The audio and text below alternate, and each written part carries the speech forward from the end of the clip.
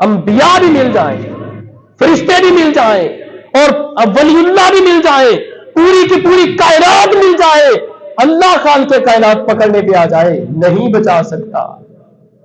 اس کی مثالیں قرآن مجید میں ہے۔ نوح علیہ السلام کا بیٹا غرق ہوا پانی، اللہ نے قرآن مجید میں ذکر کیا۔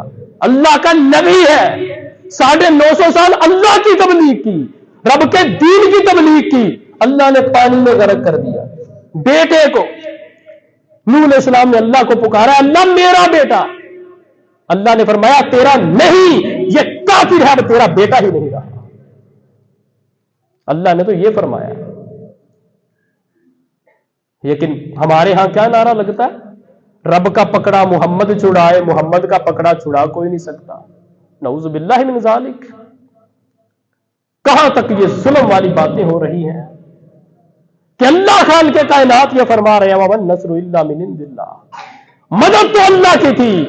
اگر اللہ کے نبی خود اپنے ہاں کچھ بھی کر سکتے ہوتے تو یہ رو رو کر اللہ کے التجائیں کیوں کر رہے ہیں؟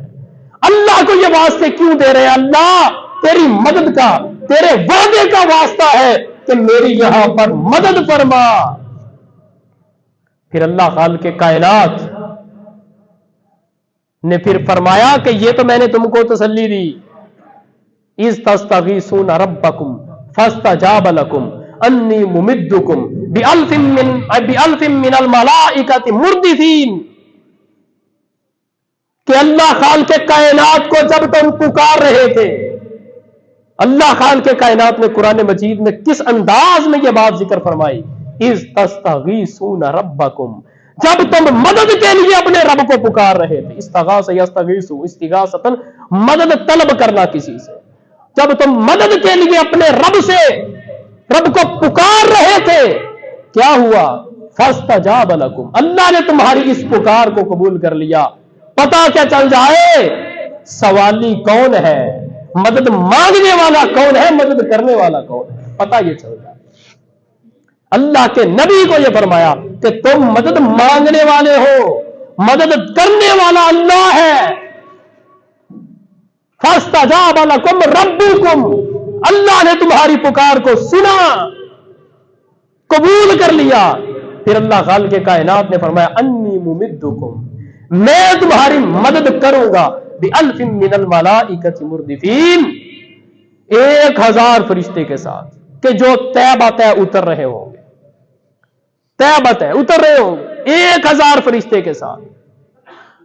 یعنی اگر ضرورت پڑی تو میں 3000 بھی بھیج دوں گا، اس سے بھی زیادہ ضرورت پڑی میں 5 بھی بھیج دوں گا، لیکن 1000 فرشتہ بھیجا۔ اور اسی طرح اب یہ تسلی ہو گئی، کفار ان کو اللہ تعالیٰ نے ان کے دلوں پر رعب ڈال دیا۔ اب رات ہے، بارش ہو گئی، بارش ہوتی ہے کیا ہوتا ہے؟ مسلمانوں والی جگہ جو ہوتی ہے وہ ریتلی، دوسری جگہ چٹیل میدان ہوتا ہے کافروں والا۔ بارش پڑی، کفار والی جگہ جو ہے پانی کی وجہ سے پھسلن بن گئی، مسلمانوں ریت والی جگہ پر تھے مسلمان، وہ جگہ اور مضبوط ہوگی، ریت پر جب پانی پڑتا ہے پکی ہو جاتی ہے۔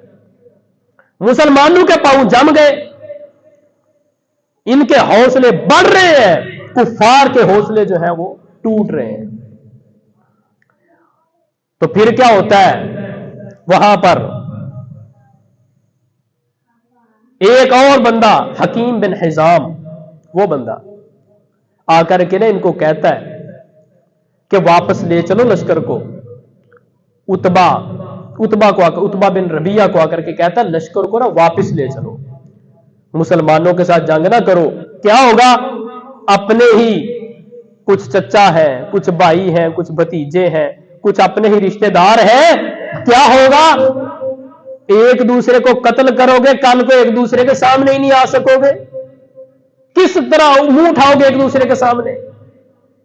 تو رسول اللہ صلی اللہ علیہ وسلم نے اس کے بارے میں فرمایا تھا کہ یہ بندہ ان کو خیر کی بات بتلا رہا ہے، اگر یہ لوگ اس بندے کی بات مان لے تو یہ لوگ بچ جائیں گے، کامیاب ہو جائیں گے۔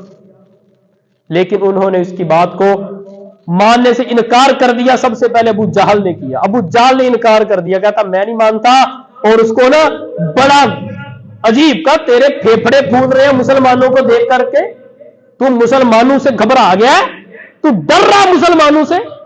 उसको ताने दिए। फिर उसने उसको और आगे से कहा कि आज पता चल जाएगा कि कौन डरा है, कौन भागा है। उसको यानी बढ़ाना अबू जहल और दोनों ने एक दूसरे को बड़ी अजीब अजीब बातें कर करके उभारा। तो इसी तरह इधर रसूलुल्लाह सल्लल्लाहु अलैहि वसल्लम बतला रहे थे कि इस जगह पर फला काफिर गिरेगा, इस जगह पर फला काफिर गिरेगा, इस जगह पर फला काफिर गिरेगा। मरने से पहले, जंग शुरू होने से पहले सहाबाई किराम को बतला दिया, ये जगह ये फला फला काफिर की है। तो सहाबाई किराम बतलाते हैं कि जब जंग खत्म हुई थी उसके बाद हमने देखा वही काफिर गिरा था जिस जगह की निशानदेही की थी। तो ये आमने सामने लश्कर हुआ। और अब ये जंग का मंजर इंशाअल्लाह आइंदा जुमे हम जिक्र करेंगे कि जंग कैसे हुई, कैसे फिर फरिश्तों ने किस तरह उनके टुकड़े किए, मुसलमानों ने किस तरह टुकड़े किए। तो ये बातें इंशाअल्लाह आइंदा जुमे में जिक्र होगी। तो यहां तक जो अल्लाह की तौफीक से जिक्र किया है, जो वाकयात, जो असबाब हमारे लिए हैं कि हम आज जो इनकिसारी इसको अपनाएं, अल्लाह ताला से ही मदद मांगे।